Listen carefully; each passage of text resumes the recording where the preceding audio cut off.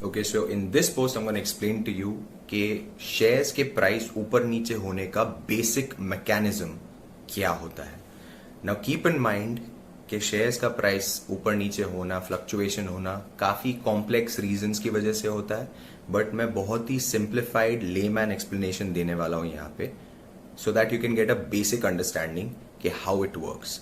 Shares का price ऊपर नीचे एक बहुत ही बेसिक प्रिंसिपल की वजह से होता है, जो है डिमांड एंड सप्लाई। अगर शेयर की डिमांड ज्यादा है लेकिन सप्लाई कम, तो शेयर का प्राइस बढ़ेगा। और वही ऑपोजिट, अगर शेयर का सप्लाई ज्यादा है एंड डिमांड कम, तो उसका प्राइस गिरेगा। इसको हम एक बहुत ही सिंपल एग्जांपल की तरह सिंपल एग्जाम्पल यूज करके समझेंगे। Just take my previous post का एग्जाम्पल, जिसमें मैंने चकाचक चाय कंपनी चालू करवाई थी 4 लोगों से, और हर एक इंसान ने 250 रुपए डाले थे, यानी उसके शेयर का कॉस्ट, एक शेयर का कॉस्ट 250 रुपए था।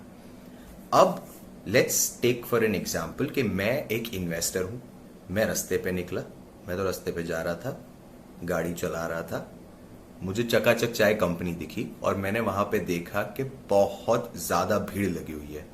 चकाचक चाय कंपनी की लोगों में बहुत डिमांड है, बहुत चल रहा है, वो टी स्टॉल बहुत बढ़िया बिजनेस कर रहा है। तो मैंने सोचा कि इतना अच्छा बिजनेस कर रहा है, मेरे पास लगाने के लिए पैसे हैं, बढ़िया बिजनेस चल रहा है, तो मैं नया बिजनेस शुरू करूं, उससे अच्छा अच्छे खासे चलते बिजनेस में ही अपना पैसा लगा लेता हूं। मैं उन चारों के पास गया और मैंने उनको बोला कि देखो, मुझे इंटरेस्ट है तुम्हारी कंपनी में इन्वेस्ट करने में, मुझे इंटरेस्ट है तुम्हारी कंपनी के शेयर्स खरीदने में। अगर उन चारों ने मुझे मना कर दिया कि मैं 250 रुपए दे के एक शेयर नहीं ले सकता उनमें से किसी का, तो फिर डील वहीं पे खत्म हो जाती है। ये हुआ पहला सिनेरियो कि चारों ने मुझे मना कर दिया कि हम में से कोई भी अपना शेयर तुम्हें सेल नहीं करना चाहता।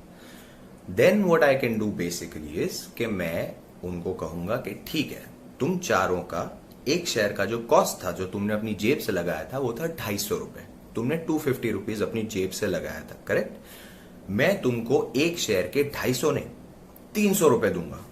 दैट वॉज बिकॉज मैं शेयर डिमांड कर रहा था और वो लोग मुझे वो शेयर सप्लाई नहीं करना चाहते थे, बिकॉज दे थॉट कि इट्स अ ग्रेट कंपनी और उनको अपनी कंपनी में ही इन्वेस्टेड रहना था। तो बिकॉज मुझे इच्छा थी वो शेयर खरीदने की, तो मैंने प्राइस बढ़ा दिया सो दैट द डिमांड का level is more attractive to them. तो मैंने बोला ठीक है, तुम्हारे 250 की जगह मैं तुम्हें 300 रुपए दूंगा एक शेयर के। तो अगर उनमें से एक इंसान भी मान गया 300 रुपए में मुझे शेयर देने के लिए, तो सारे के सारे शेयर्स की जो वैल्यू है वो 300 रुपए हो जाएगी 250 की जगह। ऐसा क्यों होगा?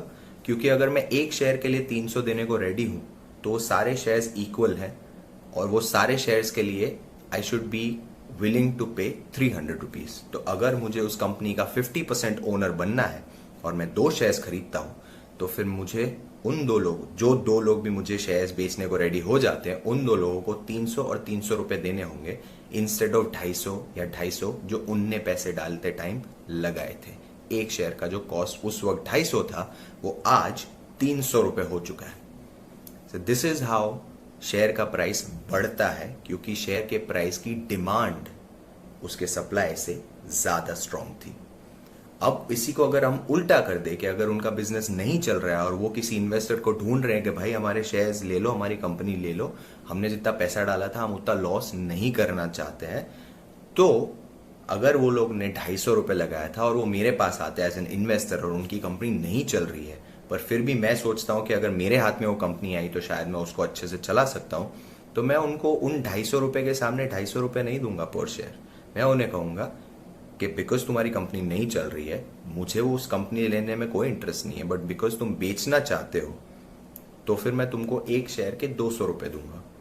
अब एक शेयर का जब मैंने प्राइस 200 रुपए डिसाइड कर लिया, तो चारों शेयर का जो प्राइस है वो अब 200 रुपए हो गया, बिकॉज उस शेयर की सप्लाई ज्यादा है, यानी वो देने को ज्यादा रेडी है और मैं लेने को ज्यादा रेडी नहीं हूं, इसलिए उस एक शेयर का प्राइस कम हो गया।